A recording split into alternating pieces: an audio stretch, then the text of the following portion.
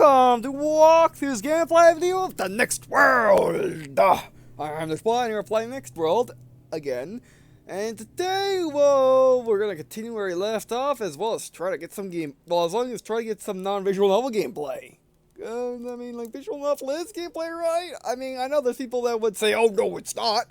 But then again, there might be people that say, it kinda is, or there might be people that say, oh, yes, it is, all the way it is. I'm not quite sure, so, yeah. Give me a second. Sticking my, blood pressure as well as my pulse, which is odd because I'm 20, but anyway. Come on, watch. I'm pulling around when you're on camera. I'm delaying because I don't want to go to that particularly balanced container. Great. It's gonna be interesting. Alright. I'm liking this game so far. I mean, of all the, 40 minutes I played, it's really good. Visual novel wise. I have no idea what the gameplay is like. Which is, I kind of got this game for the gameplay. Okay, let's dive in be like that. I did get this game for the gameplay. Because I wanted a gameplay like this. And as you can see, if you already went through the dialogue, you can hit skip or do auto. As well as pause, but I failed to see what that does. Oh, that opens this menu. I've been using escape, but pause there, right? Makes sense. Okay, and then if you just want to read quickly, or if you just want to get through, you hit auto skip.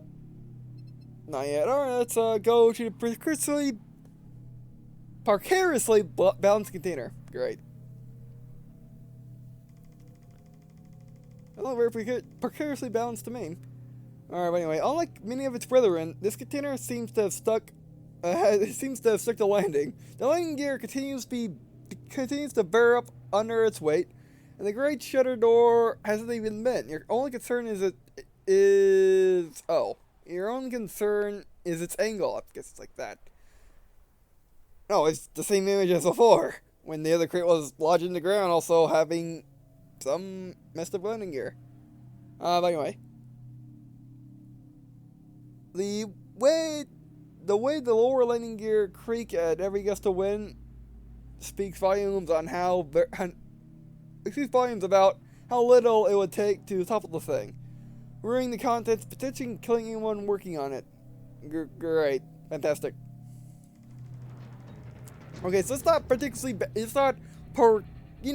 balanced like on like a dune like this. It's actually balanced kind of like this to the side, so it will topple over, which is not the worst thing that could happen. I mean, if you're inside of it and it topples like that, it will be too bad maybe, but I mean, this thing's humongous as you can see, but and then if you're here and then it goes like that, topples on the side, you will go like that, so that would be bad. I know it's better than it falling off a cliff. Yeah, but anyway, the control panel blinks to life, fully functional. The automatic doors lift all the way without a hitch. Oh wow, it's working perfectly. Inside, a collection of densely packed metal and glass catches the dim sunlight, and there's the most thinking of its purpose. All right, here's the actual module we're looking for. Shin. Yes, our hydroponics module, or not the one that we're looking for, but good enough. Hydroponics, which means they can grow plants, which means they can turn carbon dioxide into oxygen, which means we can breathe at least, and maybe eat. Perfect. Lucy, lucky break. If we turn up a habitat, we might be able to put this to good use. Oh, and this habitat, the one that's far, far away. Great. The Star Wars habitat. Shin, it'll be a tough job to scavenge, but at least we won't starve. Well, yeah, and we won't run out of oxygen if the plants can handle all of us breathing at once, which the adaptation module will be better suited for. Let's see. Jury's still on that one. Yeah, back to her normal face. You sealed the hydroponics module back up and leave it for later. Hardened by the knowledge that at least the vital equipment is still unharmed, and let's hope the thing doesn't roll over and harm it. I mean, it's strapped in everywhere. I mean, except those aren't strapped in. But would this be a hibernation module? Actually, I think they made it ambiguous. It could be anything. So I wish they had I wish the different modules had their own backgrounds, but that's fine. They're expensive to make, okay? Go to distant smoking container. Yeah, it's gonna be the one. Yeah, we have to go all the way over there. Well, that is why we have a rover. And it's smoking, so it's on fire. Shit, and that crash one's the only other container in this area. We should go check it out. Indeed. Let's see. Why, look at it. Whatever it used to be, it's scrap now. Well, maybe the contents are still fine. You know, maybe whoever packed those things packed it really, really good, other than the container being awesome at not damaging the goods, aside from the light pods, which are terrible at it. Shin, it's worth finding out what's in there so we can cross it off the list. Frowning, Lucy shoots. Let's try again. Frowning, Lucy shoots another wishful look in the direction of the children's pod. Her sense of duty wages a full war against her instincts of a worried mother. Yeah. Let's see. That's fine. I mean, that must be like a mile away now or more. I mean, we don't know how far away from the pod it was, and we don't know how far away we are from the point of where we were, 300 yards from? So yeah, that's going to be like a mile away. And then we're just going to get farther and farther. Evan carrying 4 people doesn't seem to inconvenience the river much. Or, that is even. I thought that was a U there. That V looks like an U, but that's just how the text looks. Even carrying 4 people doesn't seem to inconvenience the rover much. It skids and bounces its way across the dunes in a way it's either sickened or rather fun. Or in a way that's either sickening or rather fun. It also cuts what would have been a half hour walk down to a matter of minutes. Yeah, that's why I want to get this thing. Damage to the container is gets more impressive the closer you get. The walls have split open in a dozen different places. The survival of the several trails of white smoke curl out of the holes. It's a symphony of wrecked steel, frayed copper, and scorched plastic, resting in its slow crater of a blackened, smoldering earth. Well, if it's white smoke pouring out, that's a good thing. That's not electrical, I think. Yeah, electrical plastic rubber usually burns black. White's actually pretty clean, at least to breathe with. And that means nothing essential is burning. Although that just could be like the parts burning. There could be just some other parts burning from the side. This is, and the black and it's mostly just fire on the inside. Look at all these habitation modules. Yeah, this is just a general overlook of the area now. Again, the nose of the ship. Shin, I wonder what's burning. That's the electrical fire, like I said. You see, white smoke implies water. I guess it would. Bass, you could rupture your tank or something. We want to save as much of that as possible. I got a feeling water is going to be hard to come by. Yeah, do you see any ice around? But then again, do you see any ice around the moon or Mars? I don't think so, and there's ice on the ground, so yeah. But hey, at least we know that that carries water, which probably means it's a habitation module, or at least a water module. Another handful of survivors from nearby pods notice your rover and come to meet you at your destination. Mary greets them when you arrive and starts asking questions, keeping them out of your hair while you explore. From the radio chatter, you can tell they're confused but cooperative, willing to get organized. Alright. Mary's really good at this stuff. I mean, she doesn't want to be leader, but she's good at being, a lower leader. Lucy. It is dark as hell in there. I don't know what's the hell or heck. That's fine, okay. We'll need to get inside. Can I see? I think I can see a gap big enough to squeeze through. Alright. Oh, wow. Shin, Lucy, and Bass slip through the gap one at a time, taking care not to rip their suits on the many sharp protrusions available. Well, yeah. With 3 suit lamps on full beam, you manage to drive back the darkness enough to make sense of what you're seeing. What are we saying?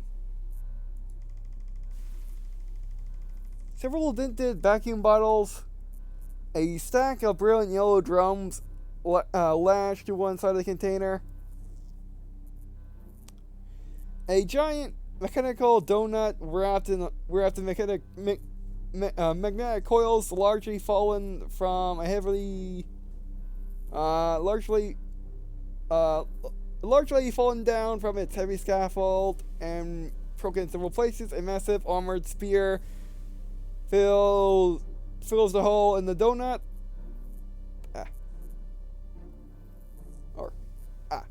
There you go. That's donut.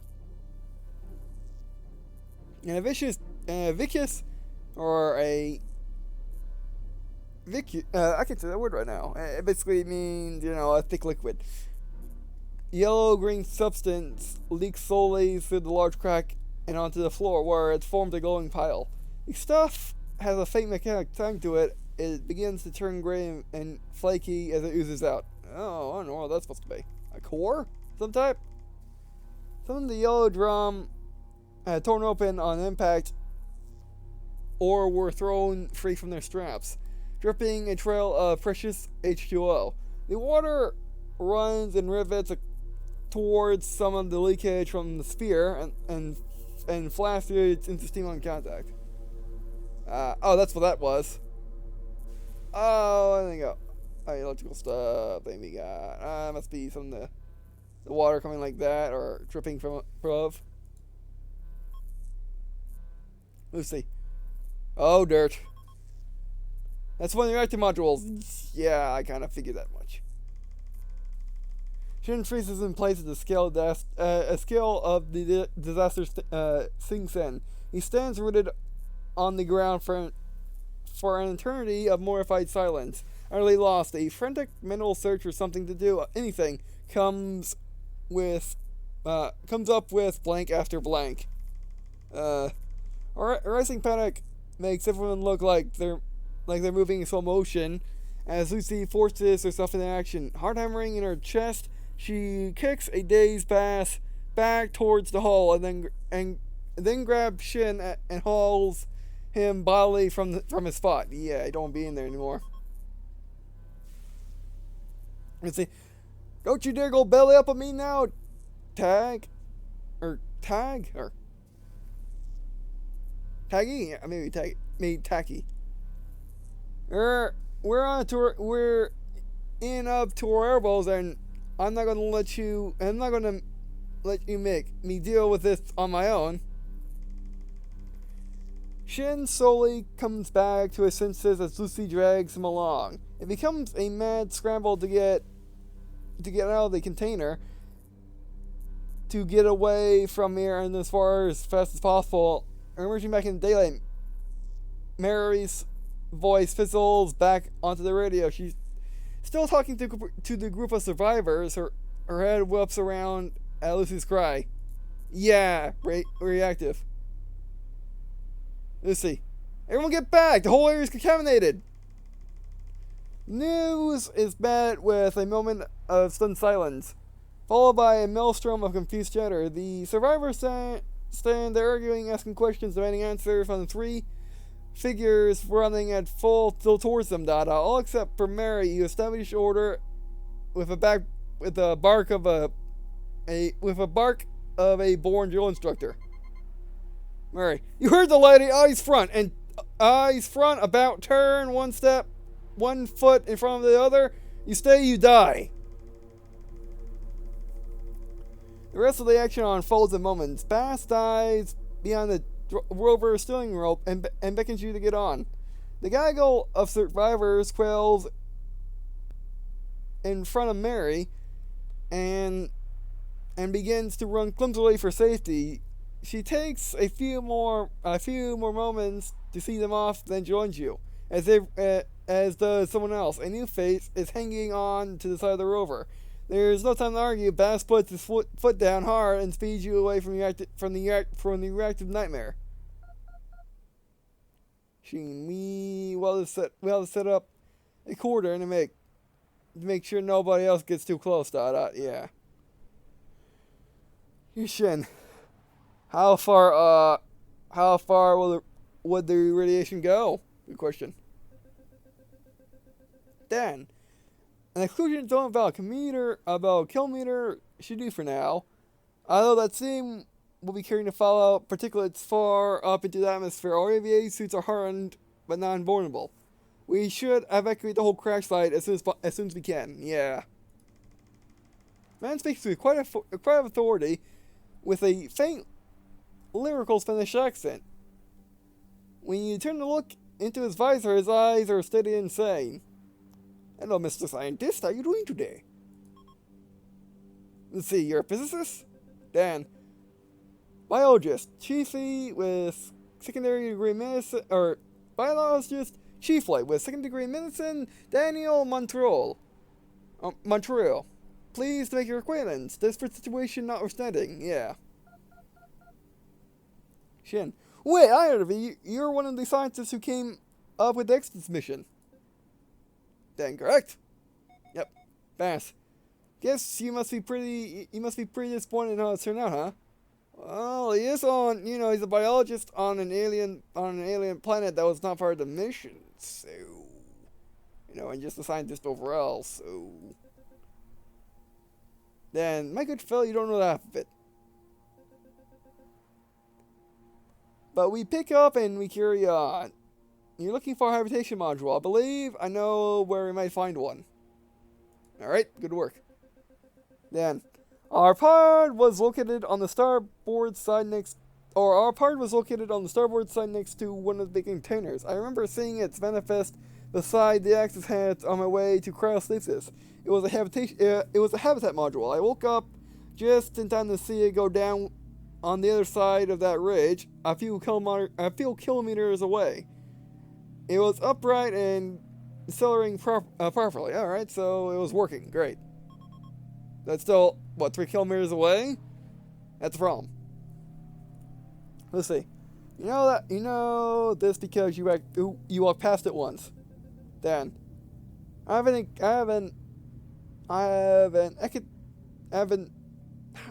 say that word and phrase?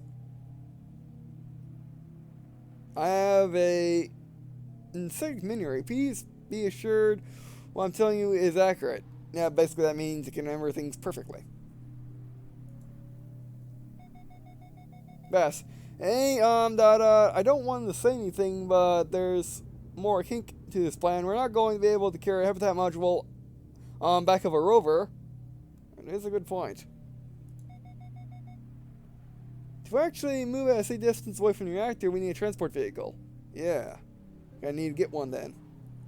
Then, your man brings up an excellent point. What should we pursue first? Well, there's no point in finding There's no point in finding the habitat module if we can't transport it, to safety. So, I guess we're gonna look for this transport vehicle.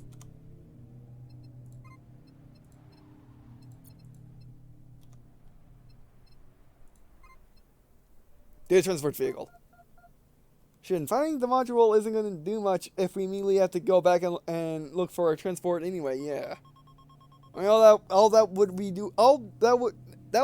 what we'd be doing would be simply just finding it, and making sure it is there, which we're going to need it anyway, even if it is damaged. As long as it's not destroyed, I do not care. It does not matter if it's, it does not matter as long as it's not destroyed. It will not, unless of course it's going to destroy itself by the time we get back after looking for the transport vehicle.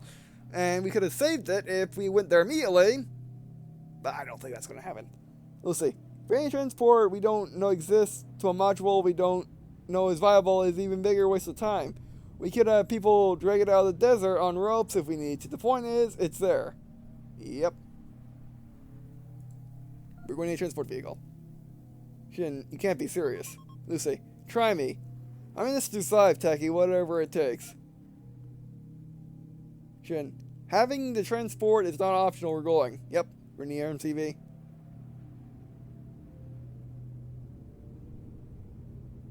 Okay, now I got a chance to back off what I said. Alright, so I'm guessing this will be, this is a big, big decision.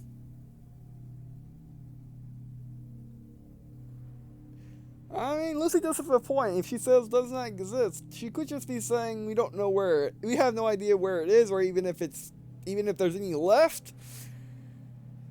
Or she could be saying the ship might not even have one in the first place. And then we waste all the time. It's a valid point.